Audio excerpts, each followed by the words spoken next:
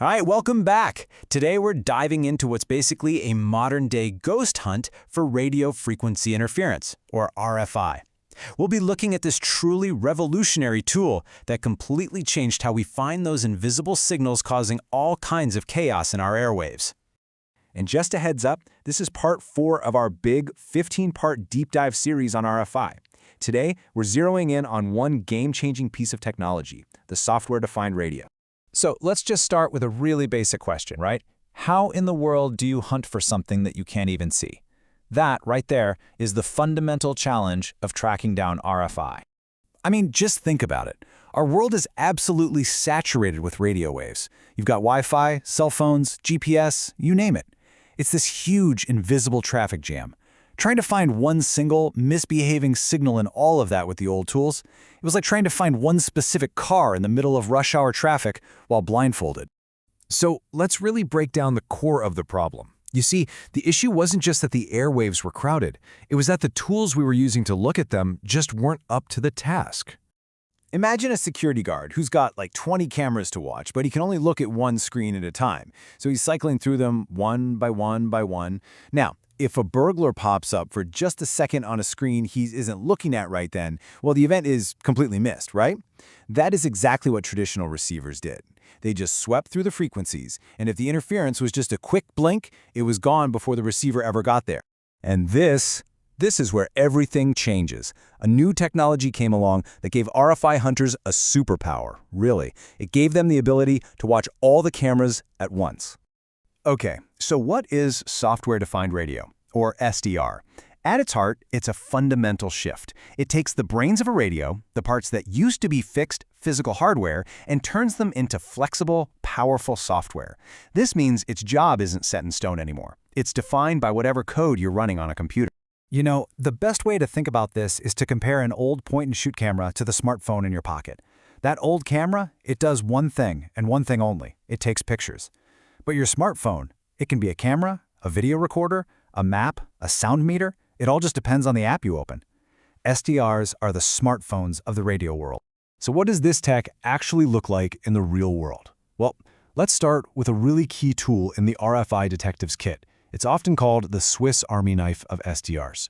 The HackRF1 is just incredibly popular. Why? Because it's open source, it's affordable, and it has this jaw-dropping frequency range. I mean, we're talking from way down in the AM radio bands all the way up past Wi-Fi frequencies. And it perfectly shows the power of SDR. It can grab a huge 20 megahertz chunk of the radio spectrum all at once. Now, its 8-bit resolution is great for general-purpose work, which makes it a fantastic tool for those initial field surveys. Okay, but what if you need less of a Swiss Army knife and more of, say, a surgeon's scalpel? Well, that's where our next platform comes in. The SDR Play family. These are all about high-fidelity reception. The key spec to look at here is its 14-bit ADC resolution. So what does that actually mean? It means it has a much higher dynamic range, which is kind of like having super sensitive hearing. It can pick out a faint whisper-quiet interference signal even if it's right next to a loud, shouting broadcast station. It's the ultimate tool for hearing that whisper in a crowded room. So, let's just put them side by side for a second. The HackRF1 is your go-to for versatility, for that massive frequency range. It's perfect for those broad initial field surveys. The SDR Play platform, though, with its high-resolution ADC, that's the specialist you bring in to find those really faint, hard-to-find interference sources. They're just two different tools for two different, but very related jobs. Okay, so we've looked at the tools. Now let's just recap the 3 key superpowers that really make SDR the ultimate technology for hunting RFI. First up, flexibility. You can completely change what the radio does with just a few clicks. No soldering iron needed. Second, portability. These things are tiny, often USB powered. They fit in a bag. This lets you take a crazy powerful analysis lab to the top of a building or out to the side of a road. And third, and this is the real magic, visualization. This right here is what it's all about. SDRs don't just let you hear the spectrum, they let you see it over time. This is called a waterfall display. You've got frequency going side to side, and time is flowing from top to bottom. A nice steady signal, that's just a straight line. But that blinking interference we talked about earlier, on here it shows up as a clear, visible pattern of dashes or dots.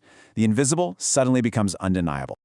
And that brings us to this really critical quote from the source material. It just perfectly nails the leap in technology. It's not about looking faster, it's about looking at everything all at once. That is the fundamental advantage that makes finding this on-again, off-again RFI even possible. So in the end, SDR technology has really armed us with the tools to see a world that for the longest time was completely invisible. And that leaves us with a pretty fascinating question to think about. As these tools get even more powerful and even more accessible, what other hidden signals, what other secrets are just waiting out there in the airwaves for us to find?